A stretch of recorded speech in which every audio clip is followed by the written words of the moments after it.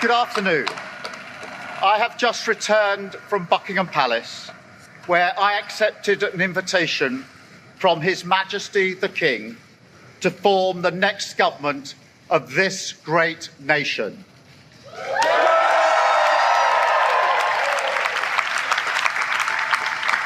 I want to thank the outgoing Prime Minister, Rishi Sunak. His achievement as the first British Asian Prime Minister of our country, the extra effort that will have required should not be underestimated by anyone. And we pay tribute to that today. And we also recognise the dedication and hard work he brought to his leadership. But now our country has voted decisively for change, for national renewal, and a return of politics to public service. When the gap between the sacrifices made by people and the service they receive from politicians grows this big, it leads to a weariness in the heart of a nation, a draining away of the hope, the spirit, the belief in a better future, that we need to move forward together.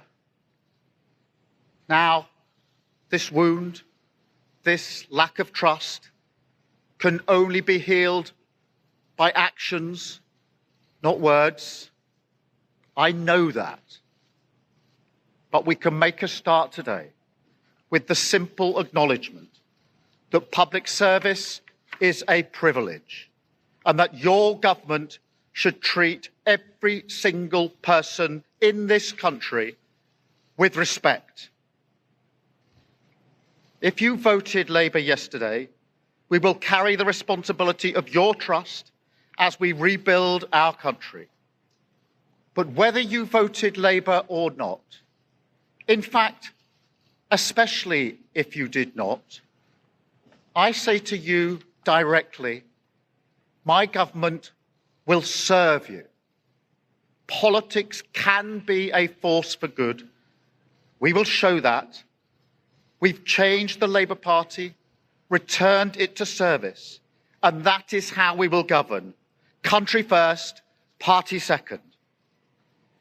Yet, if I'm honest, service is merely a precondition of hope, and it is surely clear to everyone that our country needs a bigger reset, a rediscovery of who we are, because no matter how fierce the storms of history, one of the great strengths of this nation has always been our ability to navigate a way to calmer waters. And yet this depends upon politicians, particularly those who stand for stability and moderation, as I do, recognising when we must change course. For too long now, we've turned a blind eye as millions slid into greater insecurity.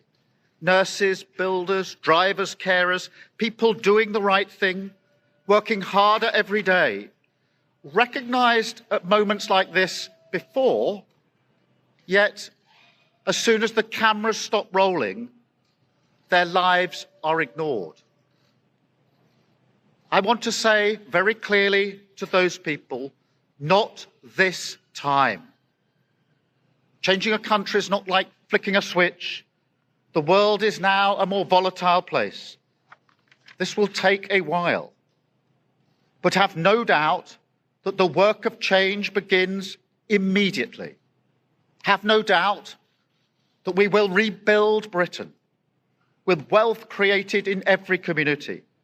Our NHS back on its feet facing the future. Secure borders, safer streets, everyone treated with dignity and respect at work. The opportunity of clean British power, cutting your energy bills for good. And brick by brick, we will rebuild the infrastructure of opportunity, the world-class schools and colleges, the affordable homes that I know are the ingredients of hope for working people, the security that working class families like mine can build their lives around. Because if I asked you now whether you believe that Britain will be better for your children, I know too many of you